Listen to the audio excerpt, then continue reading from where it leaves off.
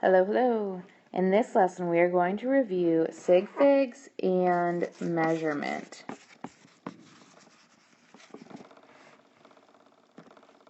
First up, we covered how to read an instrument and how to know what number you would report when you take a measurement. So the notches or the lines on an instrument tell you the digits in your measurement that you know for sure. If it's between two of the lines or two of the notches, you estimate another digit. If it's on a dot, you would estimate a digit that's a 0. So let's do an example. This here shows a ruler, the blue being the ruler. If you're measuring from 1 to 3, the red line would indicate the length of an object. So now, you know that the length is between 2 and 3 units. Doesn't matter what the object is or what the units are, but something has a length between 2 and 3 units up to this red line.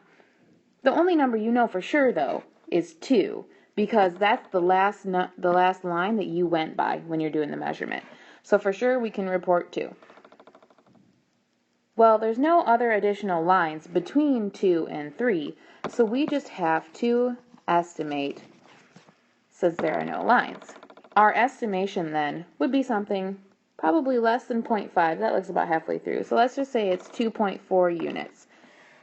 We can't say something like 2.40 because the rules are that you can only estimate one digit beyond the last mark. So this 0 can't be there. We don't know that. It would be like we would be reporting something that we wouldn't know for sure. Let's do another example. This time the ruler is similar except there's more lines or more notches. So again, this red line indicates the length.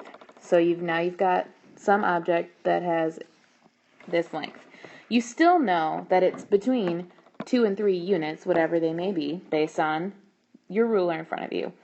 So you still know the 2 digit for sure, because that is labeled for us on the ruler. Now you also, though, know another digit beyond that because we've got more lines. So if you count the lines in between 2 and 3, you see 1, 2, 3, 4, 5, 6, 7, 8, 9, and then 3 being the 10th. So every single one of these lines represents a 10th of a unit.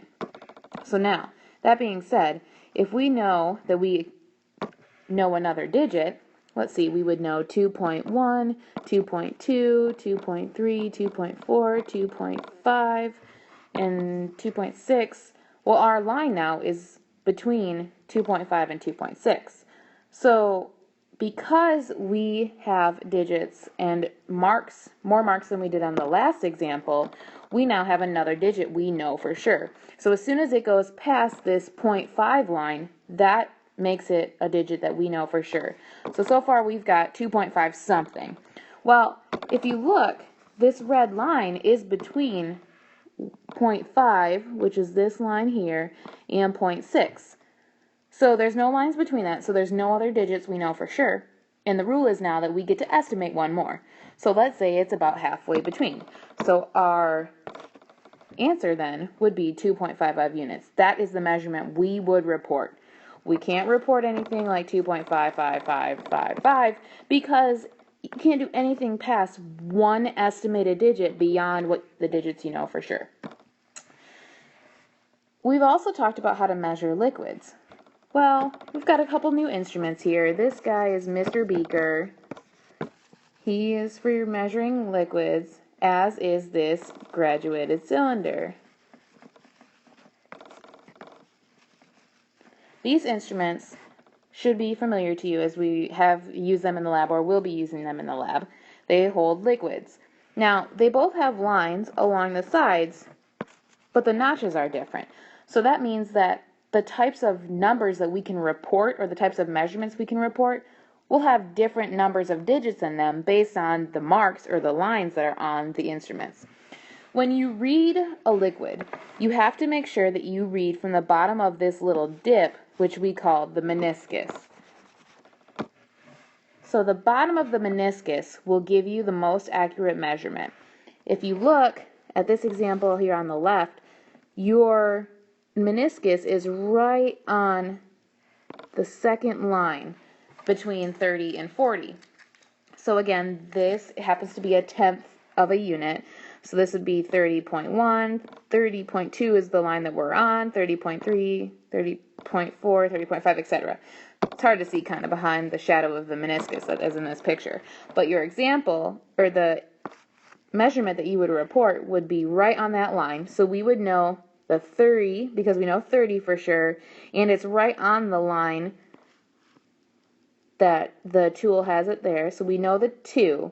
So we know the 3 and the 2 for sure. And the reason it gets a 0 is because back here, if we're on a notch or on a line, the estimated digit, the one beyond that we go, is just a 0 now because we're estimating that it's right on the line. So precision is limited by the tools available. So something like a beaker wouldn't give you a measurement that would be as precise as a graduated cylinder that had more marks on it. So the more marks or lines means higher precision.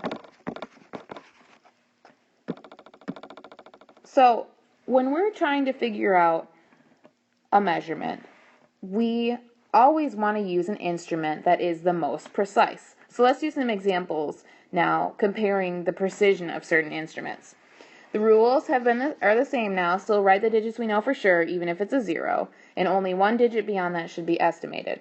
So in this example, this little box here on the left, he has a measurement somewhere between 0 and 1 units. Well, this time there's no marks between 0 and 1, so the only digit we know for sure is that it's less than 1 but greater than 0, so we know 0 for sure. Well, now the only thing left to do is to estimate 1 beyond the digit we know for sure. So let's just say if this is halfway, I might say it's 0.3 units. Now, I did not, and I want you to pay close attention, I did not say something like 0.35. And the reason I didn't is because we only estimate one digit beyond the numbers or the markings that are on the ruler or whatever tool you're using. So that would not be correct. The next example, this ruler now has a couple more notches. So this ruler is more precise than the last one. This one, fewer lines, means less precision. So now in this example, the square, or the rectangle, excuse me, is the same length. However, we've got more markings on it now. So now, just as before, we write the digits we know for sure. Well, this time we still know the 0, and now we're beyond this tick mark, which means that we know that digit for sure too. So we would write 0.2. Now, the question is, are we done or do we need to keep going? Hopefully you understand that we still have one more digit left to report. We need to estimate where we are between 0.2 and 0.3. I would say we're somewhere just past halfway, so I'm going to make my estimated digit a 6. So the reported length that we would take of this rectangle would be 0.26 about. Lastly, again, same rectangle, same length, just different rulers. And this ruler, this one is the most precise. And we know that because when we compare it to the last two rulers, it has the most markings, the most calibrated measurements, the most for sure digits that you could ever report. So again, write the digits we know for sure, which I know the 0 and the 2 again. But now, if I'm counting, I can see 1, 2, 3, 4, 5, 6, which is kind of hard to see, but this is just past the 0.6 line. So now I need to estimate this last digit, and it's, again, very hard to see, so I'm just going to say it's 0.261. It looks like it's beyond the 0.6 line, so I'm going to make it not a 0, I estimate. As you can see, before we move on, as the instrument gets more precise, so again, this was the least precise,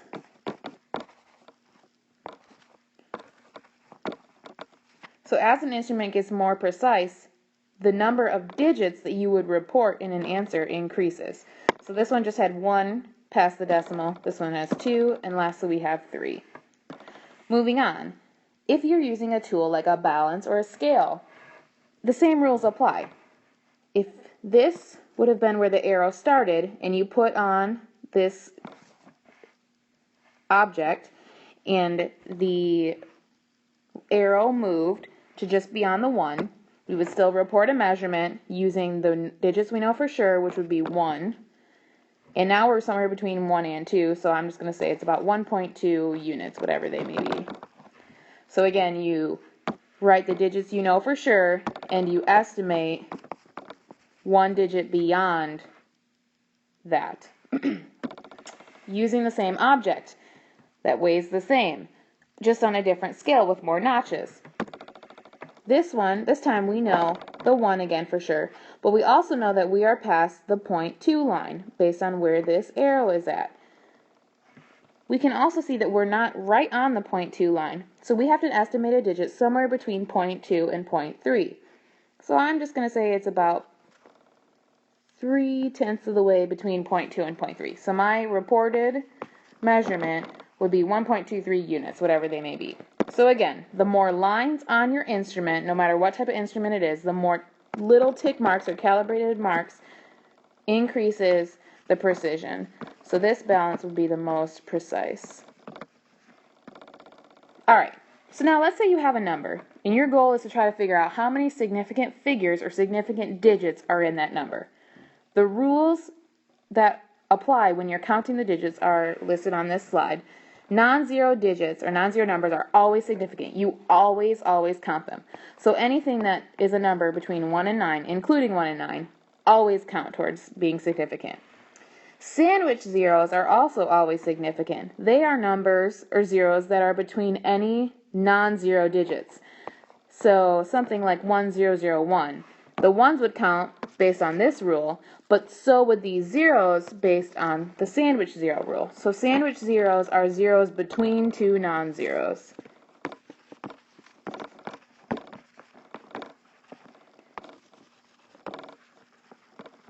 Okay. The last rule says if there is a decimal in the number, the rule is to find the first non-zero digit, starting from the left and moving right. Everything after that, including zeros, is significant. So what do I mean by that? Well, let's get a number with a decimal in it so that we can practice. Let's say we have the number 0.0312. The rule, when you have a decimal, no matter where the decimal is at, always go to the very left of the number.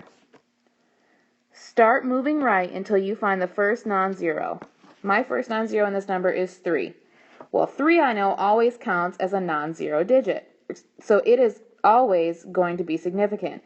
So starting at this digit and counting everything after it, I have a total of 3 sig figs. Let's do another example.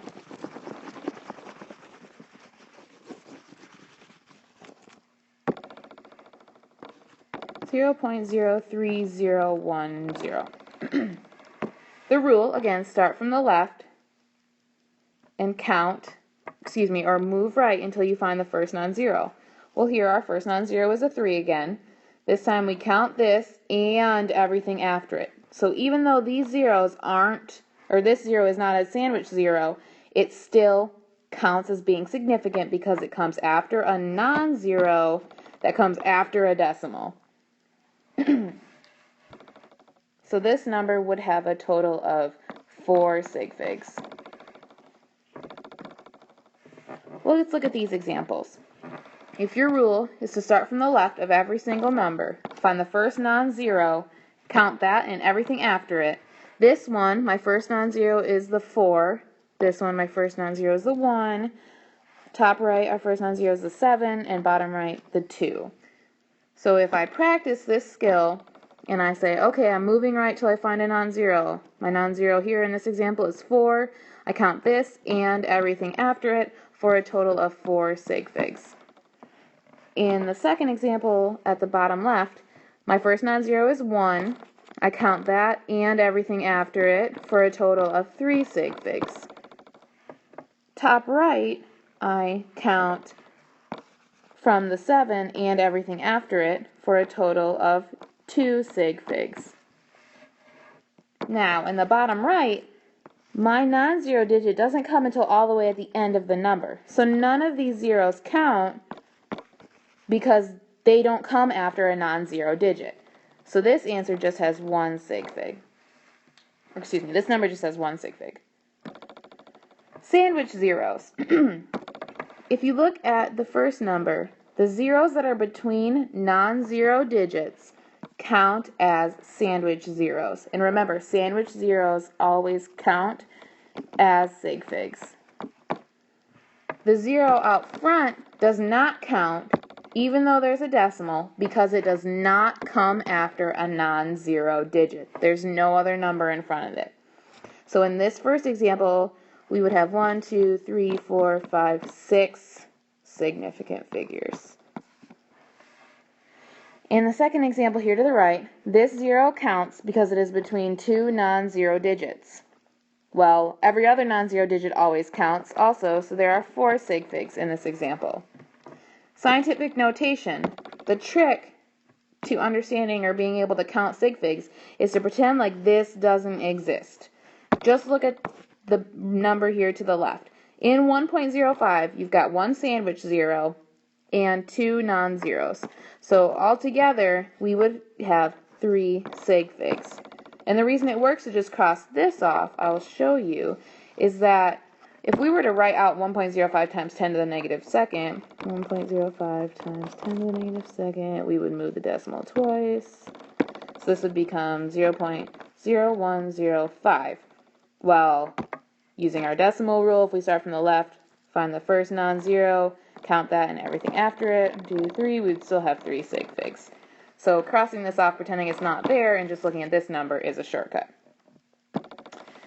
These are some practice problems that you might want to take a look at before moving on to make sure that you're feeling good about the number of sig figs.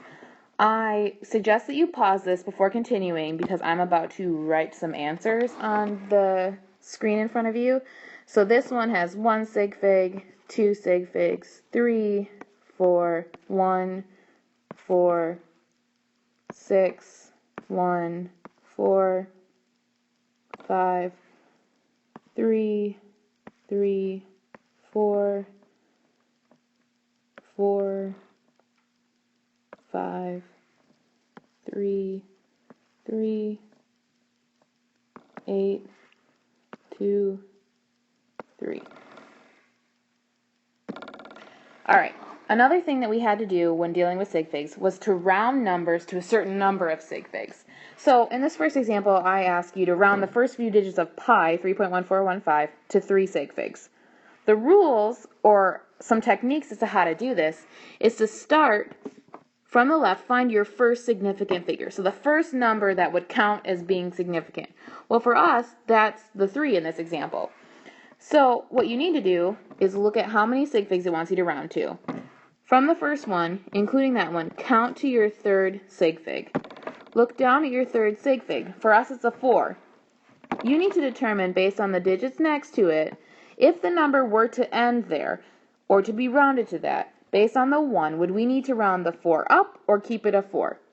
Well, anything less than 5 means that we would keep it the number that it is. So rounding 3.1415 to 3 sig figs is just 3.14. Rounding 545 to 2 sig figs, well, you find the first significant digit, count to the second sig fig, which is our 4. So 4, we look at the 5, because it's 5 and up, you round up. The 4 becomes a 5, so now we are left with 550. So 4, it's like saying 45 would round up to 50. The next example, 0.001235.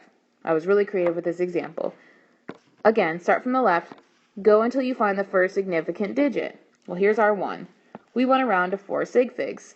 So 1, 2, 3, 4. The 4 is our 4th sig fig.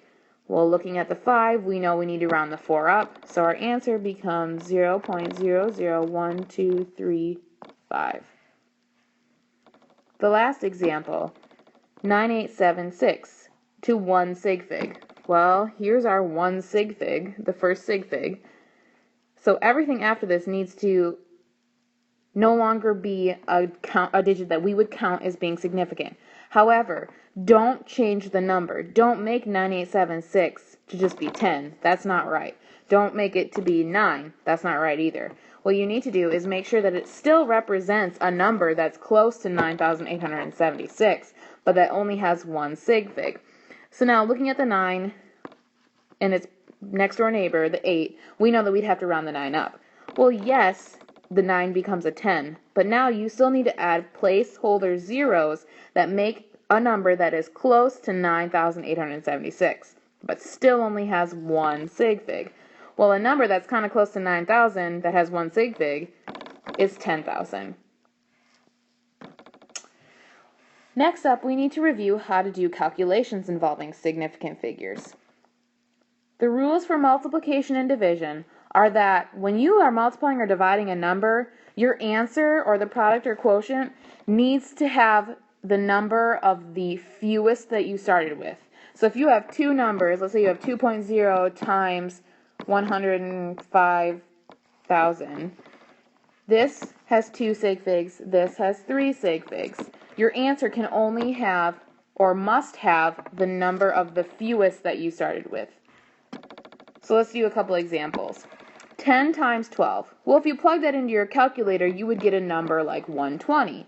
However, if you look back at your starting numbers, 12, yes, that has 2 sig figs. Well, 10, there's no decimal, so this 0, because it's not a sandwich, it doesn't count as being significant. So in this number 10, we only have 1 sig fig. So now we need to round our answer to be 1 sig fig, which if we find the first sig fig, we notice the 2. We don't round up, so it's just rounded to 100. And the next problem, 4,500 divided by 90.0. Well, if you plug that in your calculator, you get 50. Well, 50, the answer 50 has 1 sig fig right now. 4,500, we see it has 2 sig figs. And 90.0 has 3 sig figs because of the decimal rule. Well, our answer right now, again, only has 1. So the way that we can make it so that this 0 counts is by putting a decimal. So your answer to the second problem would be 50.0. Don't add another 0, that would be bad. That would make it have 3 sig figs. And it should only have the fewest number. So I'm going to erase that so we don't get confused. This last problem now, combining multiplication and division, same steps. If you plug 3.00 times 4.000 divided by 6 into your calculator, you would get 2 as an answer. However, if you count the number of sig figs in each of the original numbers, we would have 3, 4, 2. Well, right now our answer of 2 only has 1 sig fig. So in order to make sure that it has the number of the fewest, it needs to have exactly the number of the fewest, we would need to add the 0.0. So make the number, or add digits so that the number doesn't change, the value doesn't change, but that it has the correct number of sig figs. These are some practice problems. I'm not going to write the answers up here, but you should make sure that you can use the calculator to be able to reach an answer with the correct number of sig figs. What I will do for you is to make sure that you are aware of how many sig figs your answer should have. So in problem number 1, we've got 2 sig figs and 3 sig figs. So your answer should only have 2 sig figs. In number 2, we've got 2 sig figs and 2 sig figs. So this has 2 sig figs also. Number 3, we've got 3 and 2. So 2 sig figs again. And 4, 3 and 3. So we've got 3 sig figs. Number 5, we've got 3 and 2. So 2 sig figs. Number 6, 3 and 3, 3 sig figs.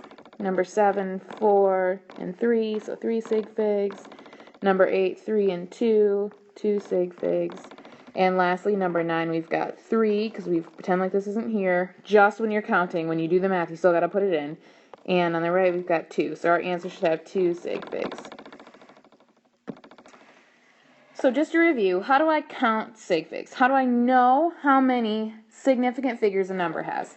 First question you need to ask yourself is there a decimal? If the answer is no, life is pretty simple. It's just counting all the numbers that are 1 to 9 and counting the sandwich zeros and adding them up. If your answer is yes, there is a decimal in my number, it does not matter where the decimal is. I want you to move your pencil or your writing utensil to the very left of the entire number. So if your number is 0.003, 0.4, 1, and 2, move all the way to the left. Move your pencil to the right until you find the first non-zero digit, which in this case is a 3. This digit and everything after it counts. including zeros. Lastly, we need to go over accuracy and precision. This is one of the minor parts of this unit that we did. Accuracy, remember, is how close you are to an accepted value. So how close you are to the bullseye of your target. If I tell you that something it has a weight of 10 grams, accuracy would be if you get 10 grams when you measure the mass. Now, precision is if you measure the mass of that object 15 times and you get 4.4 every single time, although you wouldn't be accurate, you would be precise. So precise is how close every single one of your measurements is. So let's practice this. If we were going to draw a bullseye, I'm going to draw 3 X's on this target to represent a series of throws. So if I threw arrows 3 times and I had poor accuracy and poor precision. So poor accuracy means nowhere near the bullseye. No bullseye. Poor precision means I threw them in different places every time. So no repeated throws. So the way to show that would be, okay, maybe I threw one here, and one here. I did not hit the bullseye, and every time I threw it, I didn't get X's in the same spot. So this represents poor accuracy and poor precision. The next scenario would be high accuracy and poor precision. So again, I'm still, nothing's being repeated. I'm not throwing in the same spot every time, but I'm pretty close to the bullseye. Well, now, if I want to represent 3 throws that have no repetition, so I didn't throw in the same spot every time, but they're pretty close to the bullseye, I might draw my X's like this. Another scenario would be poor accuracy and high precision. So way away from bullseye, but close to each other. So this might be represented by some X's where I could not throw in the middle of the target to save my life, but every time I threw it, I got it right in the same spot. So this would represent poor accuracy and high precision. The last scenario that I want to take a look at is high accuracy and high precision. So this time, yay bullseye and yay repetition. So I threw it in the same spot every time and I got it on the bullseye. 1, 2, 3, yay.